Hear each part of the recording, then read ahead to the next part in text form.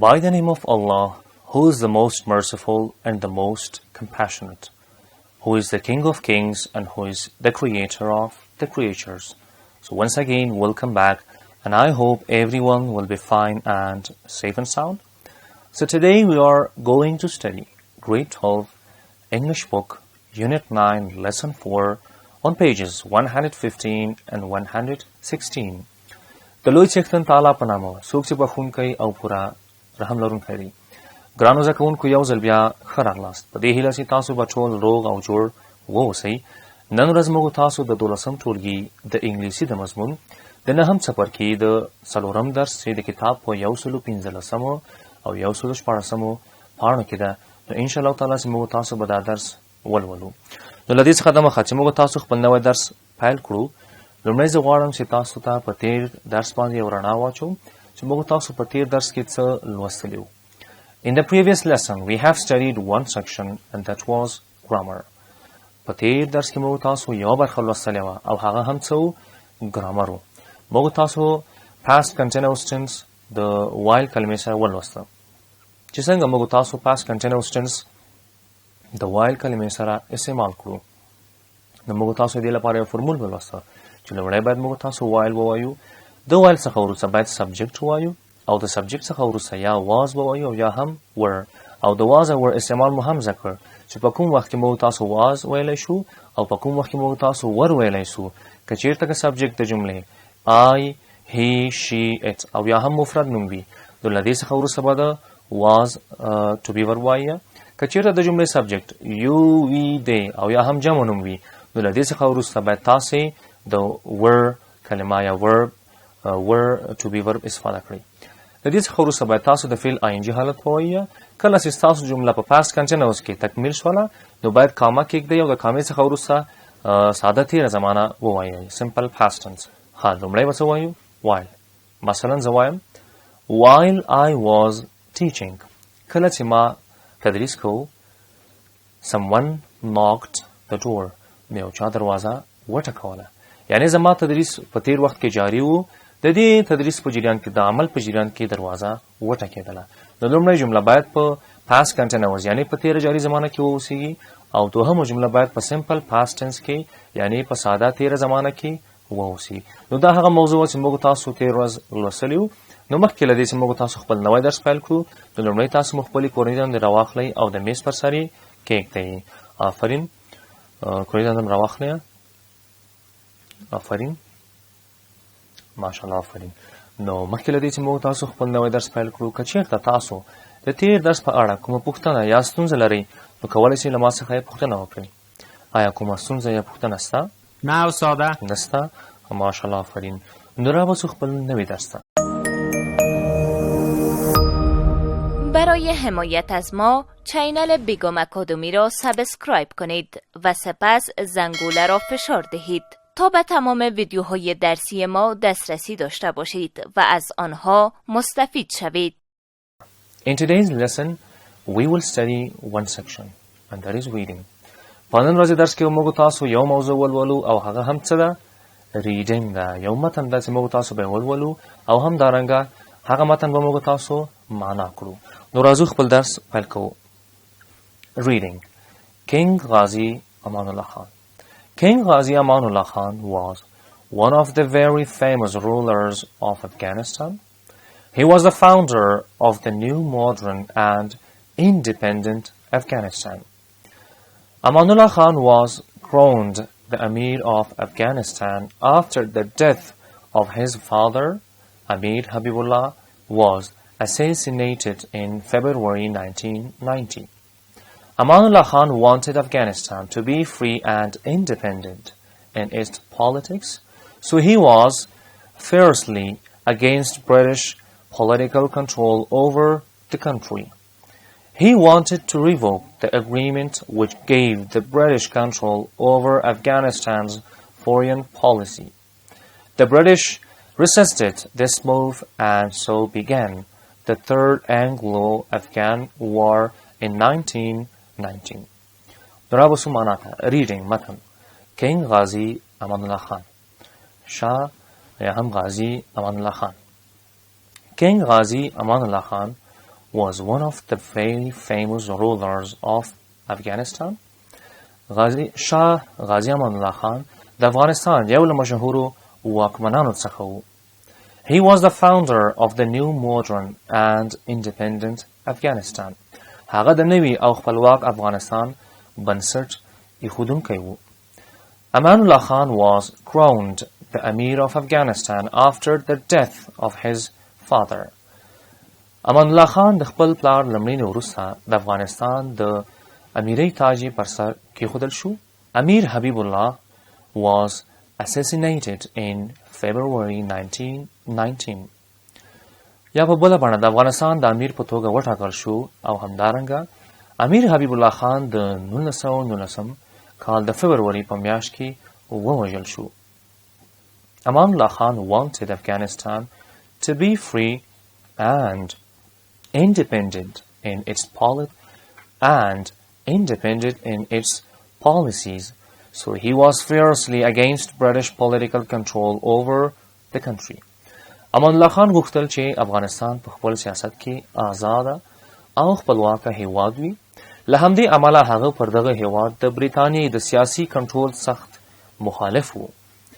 He wanted to revoke the agreement which gave the British control over Afghanistan's foreign policy. هغه غوښتل هغه تړون لغوه کړي چې برېټانیې ته یې د افغانستان بهرنۍ پالیسي واک ورکړی و. The British resisted this move and so began the Third Anglo-Afghan War in 1990.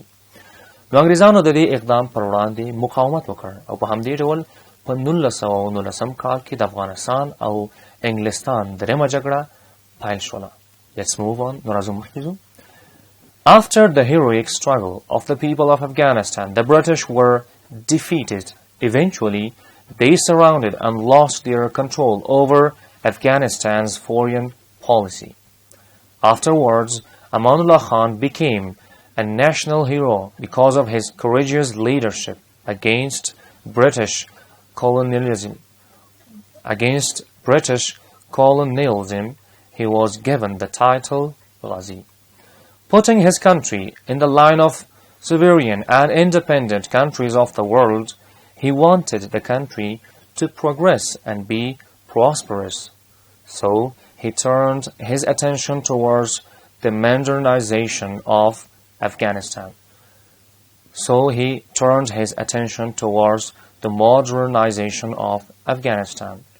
He changed his title from Amir to Padshah or King in 1926. After the heroic struggle of the people of Afghanistan, the British were defeated. د افغانانو له اتلولۍ مبارزې وروسته دوی انګلیسانو ته ماته ورکړه. Eventually, they surrounded and lost their control over Afghanistan's foreign policy. بالاخره هغوی تسلیم شول او د افغانستان پر بهرنیو پالیسي خپل کنټرول له لاسه ورکړ. Afterwards, Amanullah Khan became a national hero because of his courageous leadership against British colonialism. He was given the title Ghazi. وروسته د امان الله خان په ملي اتل بدل شو. هغه ته ملي اتل وویل شو. د هغه د زړورې رهبرۍ له امله د انګلیس د استعمار پر وړاندې د غازي لقب هغه ته ورکړل شو. یعنی کله چې هغه انګلیسانو ته یا هم برېټانیې ته ماته ورکړه نو هغه ته د غازي لقب ورکړل شو. Putting his country in the line of sovereign and independent countries of the world, he wanted the country to progress and be prosperous. So he turned his attention towards the modernization of Afghanistan. هغه خپل هیواد د نړۍ د خپلواکو هیوادونو په قطار کې ځای پر ځای کړ. د هیواد د آبادۍ او پرمختګ غوښتونکی و. له همدې امله د افغانستان نوي کېدو ته یې پاملرنه وکړه. He changed his title from Amir to Padshah or King in 1926. په کال 1926 کال کې هغه خپل لقب له امیر څخه پادشاه یا هم پاچا ته تبدیل کړ. نو دا ډېر زیات مهم معلومات دي. کوشش وکړئ چې ښه په دقت ورته غوږ کېږدئ. تر دې ځایه پورې به کوم مشکل نه وي. که چېرته په تلفظ کې څه مشکل لري یا د جملې په معنا کولو کې نو کولی سئ له ما څخه پوښتنه وکړئ. آیا کوم ستونزه یا سوال لرئ؟ نه استاده. نسته. ښه ډېر ښه. مخکې ځو. King Amanullah Khan's plans of modernization were not greeted so warmly by the public in Afghanistan. Consequently, many tribes revolted against him. In the end, the greater uprising of people caused Amanullah Khan to be dethroned from the kingdom. He left Afghanistan and lived in exile in Italy and Switzerland. He died in 1960 and was buried in Jalalabad near his father's tomb. Nurawasu Manata. King Amanullah Khan's plans of modernization were not greeted so warmly by the public in Afghanistan. د شاه امان الله خان د اسیر کولو پروګرامونو ته د افغانستان د خلکو لخوا تود هرکلی نه دی شوی، یعنی د خلکو د مخواخ نسو. Consequently, many tribes revolted against him. په پایله کې ډېرې قبایلو د هغه پر وړاندې بغاوت وکړ یا ودرېدل. The greater uprising of people caused Amanullah Khan to be dethroned from the kingdom. په پای کې غازي امان الله خان د خلکو د ډېرو بغاوتونو له امله له واکمنۍ لرې شو. He left Afghanistan and lived in exile in Italy and Switzerland. هغه افغانستان پریښود او هغه جلا وطنه شو او ایټالیا او سویس کې ژوند کولو ته اړ شو. He died in 1960 and was buried in Jalalabad near his father's tomb. هغه په کال 1960 کې وفات شو او په جلال آباد کې د خپل پلار د قبر ترڅنګ خاورو ته وسپارل شو. نو مخکې ځو. Now, read the following statements about the passage. Put T, true, or F means false, and the line number. Then write out a correct statement if you put F. ګورې موږ تاسو اوس یو لس جملې راکړې دي. دغه لس جملې د متن مربوط کیږي. لومړی وایي تاسې جمله ولولئ چې آیا دغه جمله د متن له لحاظه سمه ده که غلطه ده. که چېرته سمه وي نو په دې لومړۍ خالیګاه کې تاسې ټي ولیکئ، یعنی ټرو صحیح جمله. که چېرته غلطه وي نو تاسو په دې خانه خالي کې یا په دې تش ځای کې اف ولیکئ. نو که چېرته تاسو اف ولیکئ معنا دا جمله غلطه ده نو تاسې باید بیا ځلې دغه جمله سمه ولیکئ. د دې څخه وروسته باید تاسې د جملې نمبر را پیدا کړئ چې دغه جمله په پاراګراف کې په څوم خط کې راغلی ده. د خط شمیره به بیا په دوهم خالیګاه کې ولیکئ. لکه تاسې څنګه تاسو کتلی شئ لومړۍ جملې ته وګورئ. Number 1. King Ghazi Amanullah Khan was one of the very famous rulers of Afghanistan. وایي شاه غازي امان الله خان دا یو له مشهورترینو پاچاهانو څخه و چې په افغانستان کې ول. نو ستاسو وګورئ چې آیا دغه جمله په متن کې راغلی وه که نه ورغلې. نو چې راغلی ده فکر کوم راغلی ده نو باید په لومړۍ خانه خالي کې تاسو ټي ولیکئ، یعنې سمه ده. دوهمې جملې ته وګورئ. He became the king of Afghanistan in 1990. په کال 1919 کال کې وایي هغه د افغانستان پادشاه وګمارل سو. آیا هغه په دغه کال کې پاچا سوی و؟ نو تاسې متن ته وګورئ. که چېرته دا جمله په متن کې راغلې وي نو په لومړۍ خالیګاه کې تاسې باید ټي ولیکئ، او که چېرته نه وي راغلي په خالیګاه کې باید اف ولیکئ. نو که چېرته تاسو اف ولیکه یعنی دا جمله غلطه ده، تاسې باید دغه جمله بیا ځلې سمه ولیکئ. نو فکر کوم چې دغه جمله په متن کې راغلې وه نو باید موږ تاسو ټي ولیکو. راځو درېیمې شمېرې ته. Amanullah Khan wanted Afghanistan to be free and independent in its policies. وایي غازي امان الله خان غوښتل چې افغانستان آزاده او خپلواکه هیواد واوسیږي او همدارنګه په خپل سیاست کې هم څنګه واوسیږي، یو آزاده واوسیږي. وایي آیا دغه جمله په متن کې راغلې وه که نه ورغلې. که چېرته په متن کې راغلې وي نو لومړی په لومړۍ تش ځای کې تاسې ټي ولیکئ، او که نه وي راغلي نو تاسې به اف لیکئ، او همدارنګه تاسې به دا جمله په متن کې را پیدا کړئ چې دغه جمله د متن په څویم خط کې راغلی دی او د خط شمېره به دلته ولیکئ. نو فکر کوم چې دا جمله مخکې ذکر شوې وه نو موږ تاسو باید ټي ولیکو. راځو څلورمې جملې ته. Amir Habibullah Khan was the founder of the new modern and independent Afghanistan. وایي امیر حبیب الله خان دا تاسیس کوونکی د افغانستان د نوي کېدو او د پرمختګ کولو کې یعنی دی تاسیس کوونکی و. آیا دا جمله سمه ده که غلطه ده؟ نو د متن له لحاظه فکر کوم چې دا جمله غلطه ده، ځکه چې غازي امان الله خان د افغانستان د ماډرن کېدو یا په نوي کېدو باندې کار کړی او تاسیس یې ایښودلی و. نو تاسو باید په لومړۍ خانه خالي کې اف ولیکئ، نو یعنی دا جمله غلطه ده. تاسو به متن ته وګورئ او دا جمله به بیرته په سمه توګه ولیکئ. او همدارنګه تاسو به د جملې هغه کرښه چې په کوم سومه نو تاسو به همدارنګه د جمله پیدا کړئ چې دا په سویمه کرښه کې د متن راغلی ده، هغه نمبر به هم په دوهم خالیګاه کې ولیکئ.